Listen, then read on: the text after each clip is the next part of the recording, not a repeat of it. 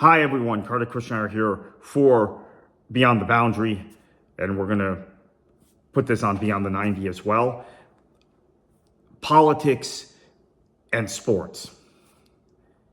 With this T20 World Cup about to start tomorrow in India, the start of the tournament has been completely overshadowed by geopolitics and the political ramifications of the relationship between India and some of its neighbors who had qualified for this tournament. And as someone who has a background in politics, I spent the first 10 years of my professional life working politically here in the States, and then transitioned in 2006, 2007, that time period, toward working in what we call soccer in the United States, what is universally called football in most of the rest of the world, and have worked in and around cricket the last few years, concurrent with working in soccer, football. And what I found when I moved from actual government and politics in the States to working in soccer was actually more political than the politics. Now, we were not in the era of massive polarization in the States when I worked in politics. Things were beginning. I think that polarization, the current polarization in the United States, dates itself back to the 1980s or 1990s, but it was just beginning. And there was still some degree of consensus and ability to work together. But what happened when I went into soccer is I realized there were these cleavages, there were these breaks, there were these factions in the governance structure of the sport, both in the United States and at the global level, and actually at the North American CONCACAF level, that were things that I had not experienced actually working in politics. But the good thing about football in those days, because FIFA was very strict about this, was there was no government interference in sporting events, in football events, soccer events. The federations and their governance was an issue. The confederations and their governance was an issue. And the global governing body, FIFA, and their governance was an issue. And individual leagues had their issues. Leagues that were sanctioned by entities that were part of FIFA or were members of FIFA.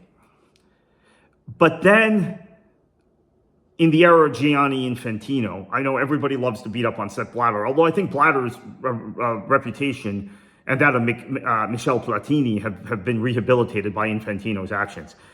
FIFA and the sport of football have become nakedly political.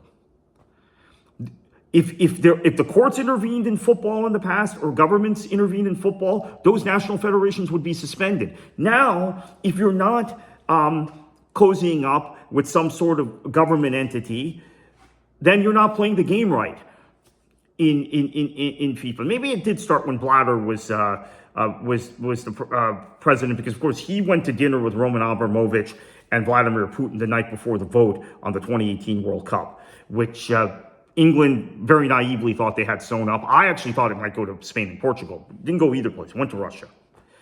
The Qatar thing was something, by the way, Blatter was not in favor of and tried to prevent. And I think a lot of people forget that Blatter's big rival within FIFA at the time was the chairman of the Qatari FA, Mohammed bin Hammam, right?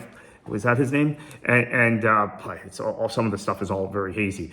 And so Blatter did not want Qatar getting the World Cup, but there were enough FIFA members, FIFA vice presidents that did, because, well, you know. So it became nakedly political at this point. We know about Infantino now with Trump.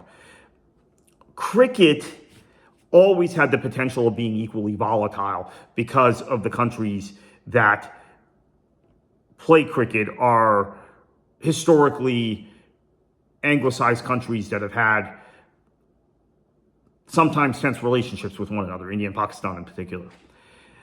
But what has happened in this World Cup, I think, is unprecedented. Bangladesh effectively saying, we will not come to the World Cup because we're concerned about our safety.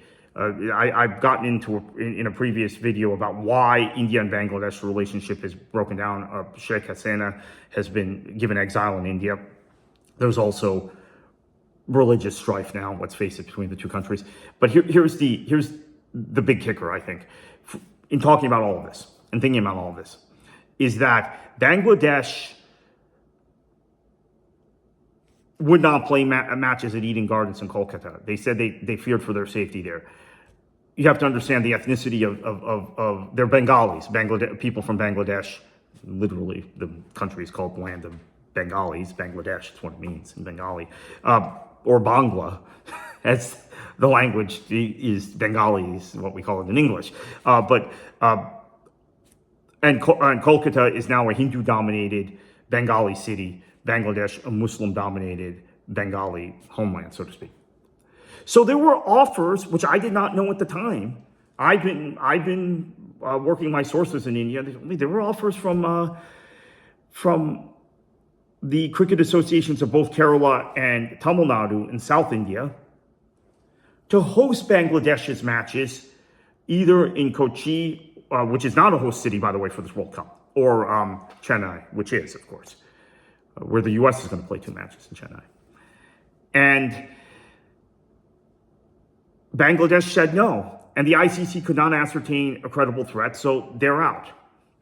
Pakistan is unwilling to play against India in Sri Lanka because the government of Pakistan is saying we do not want our cricketers to fulfill these fixtures. So who's getting hurt in all of this? The cricketers and the fans, especially Bangladeshi fans, who are wild about their team and their team's emergence on the global stage of cricket in the last 2 decades. And here is the thing I have to push back on, and I try to be very down the middle about this stuff.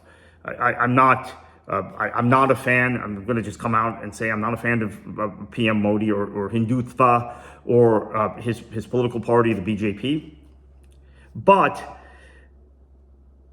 there are a lot of people who are going into the Western media saying there is a clear double standard because India was allowed to play matches in Dubai instead of going to Pakistan last year for the Champions Cup, which is correct. But Pakistan has been, these matches, again, the match against India was going to be in Colombo. So they've been given the same accommodation. And what Pakistan has done, knowing the Pakistan versus India match is a big part of how the ICC sells television rights, media deals, it's a big part of what they do.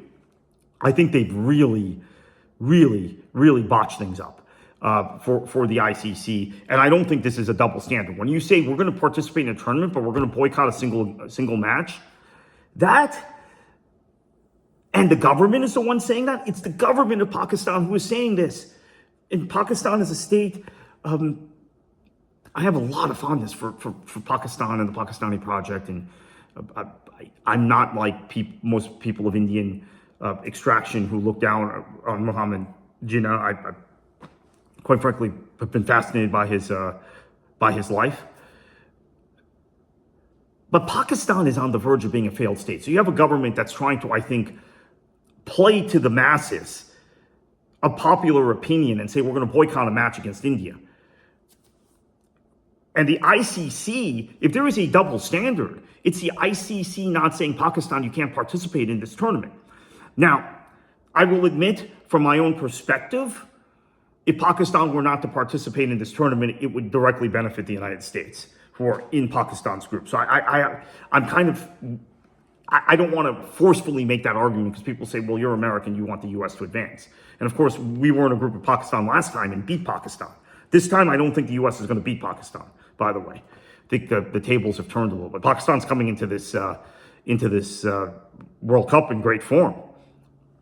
But once a government starts dictating to cricketers and to a cricket board who and what they can do and what they cannot do, we have a problem. Now, I also think it's a problem that India does not. India is very difficult about getting anyone with Pakistani, connected to Pakistan visas. And so speaking of the U.S., we have 2 or 3 cricketers, Ali Khan, Jahangir, I think maybe Mohsin, I think 3, maybe they were Pakistani, of Pakistani extraction, who were denied visas initially.